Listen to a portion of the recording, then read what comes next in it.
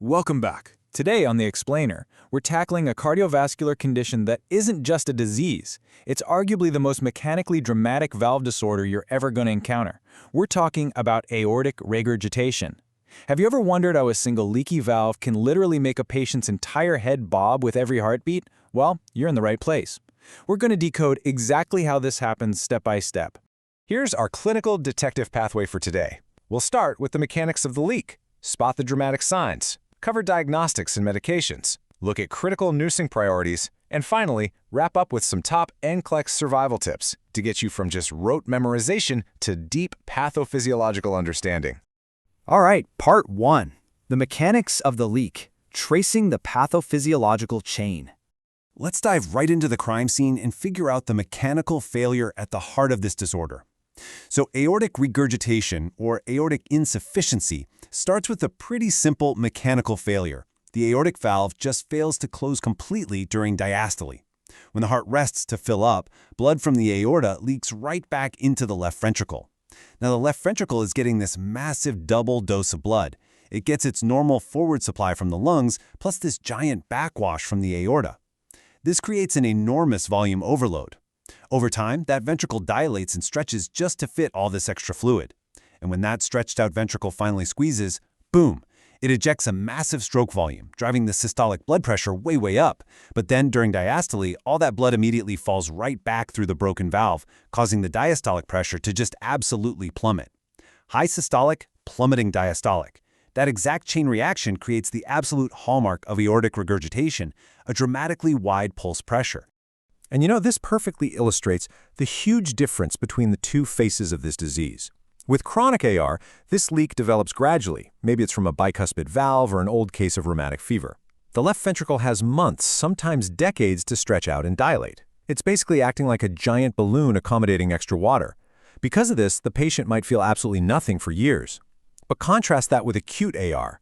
This is a sudden, massive failure, usually caused by something like infective endocarditis or an aortic dissection.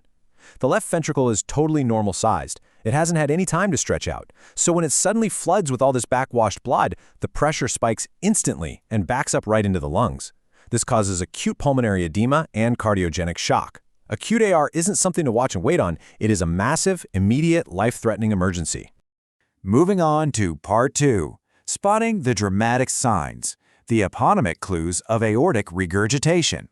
Now, what's really fascinating here is how those underlying mechanics we just talked about create some of the most bizarre and visible clinical clues in all of medicine. Remember that massive stroke volume and the wide pulse pressure? Well, it creates a hyperdynamic circulation that is so forceful you can literally see it. Take Doucet's sign. That's a visible rhythmic head bobbing that's actually synchronous with the heartbeat. The heart is ejecting blood with such incredible violence that the patient's head literally knots. Crazy, right? Then you've got Quincke's sign. If you press lightly on their fingernail, you're going to see alternating flushing and blanching right there in the capillary bed, a direct result of that wide pulse pressure reaching all the way to the fingertips.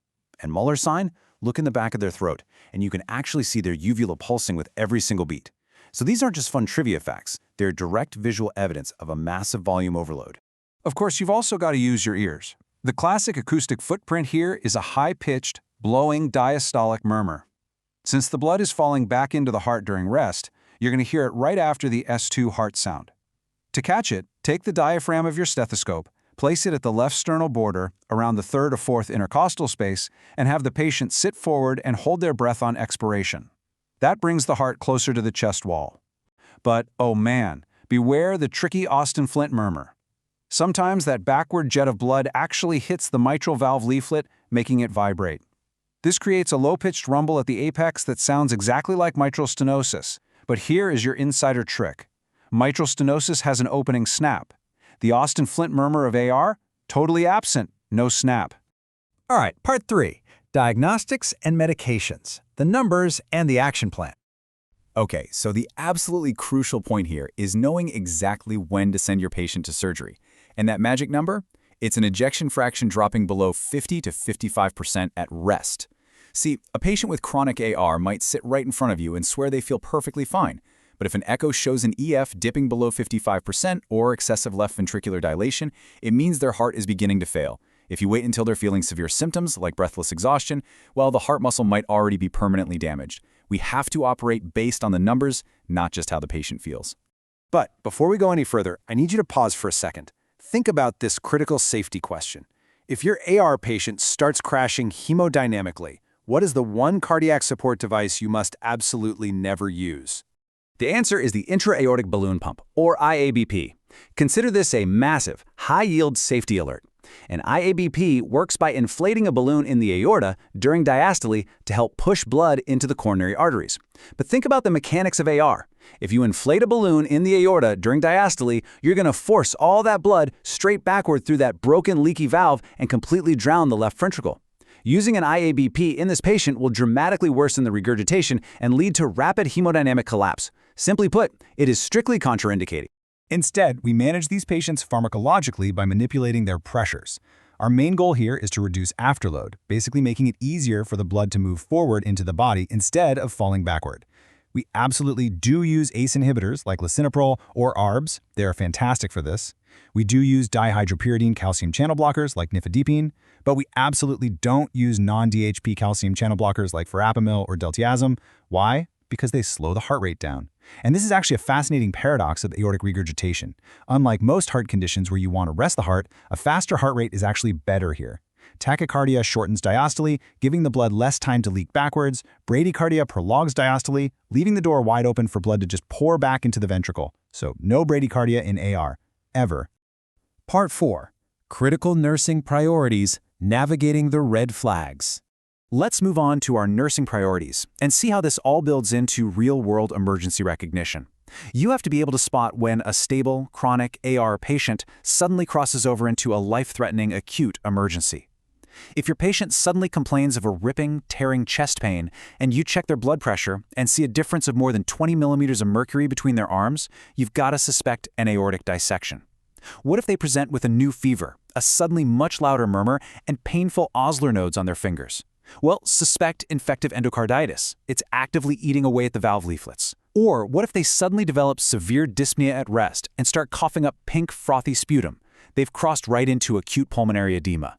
All three of these scenarios require rapid, immediate intervention. Now, if you suspect that second red flag, infective endocarditis, there is a very exact protocol you have to follow. And honestly, it's a golden rule for board exams. Step 1. You suspect it based on the fever and that changing murmur. Step 2, you must draw 2 distinct blood cultures from 2 different sites. Step 3, administer those broad-spectrum IV antibiotics. Never, ever reverse steps 2 and 3. If you push antibiotics before drawing the cultures, you're probably going to sterilize the blood sample, which makes it totally impossible to identify the specific bacteria destroying the valve. Finally, Part 5. Top NCLEX survival tips, high-yield board exam takeaways. To wrap things up, let's distill all of this down into the ultimate high-yield cheat sheet, comparing AR directly with its total opposite, aortic stenosis. Board examiners absolutely love to test you on this contrast to see if you truly understand the mechanics. So, timing. AR is a diastolic leak. AS is a systolic pushing problem. Pulse pressure? AR gives you that wildly wide pulse pressure, like 160/50, whereas AS gives you a very narrow pulse pressure. Pulse quality? AR gives you a bounding, forceful water hammer pulse. AS gives a weak, delayed pulse. And finally, medications. In aortic regurgitation, vasodilators like ACE inhibitors are your best friends because they encourage that forward flow. But in aortic stenosis, vasodilators are incredibly dangerous and will absolutely crash your patient's pressure. Ultimately, this is the most critical takeaway from managing chronic aortic regurgitation. Feeling fine doesn't mean the heart is fine. The left ventricle is going to silently stretch, dilate, and eventually fail long before the patient ever feels breathless just walking up a flight of stairs. And that is exactly why we rely so heavily on serial echocardiograms to watch that ejection fraction and keep track of any ventricular dilation.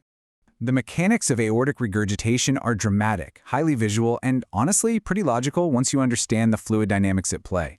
But the greatest danger here lies in its silent progression. So, the final question I want to leave you with today as you head back to the floor or back to your studies is this.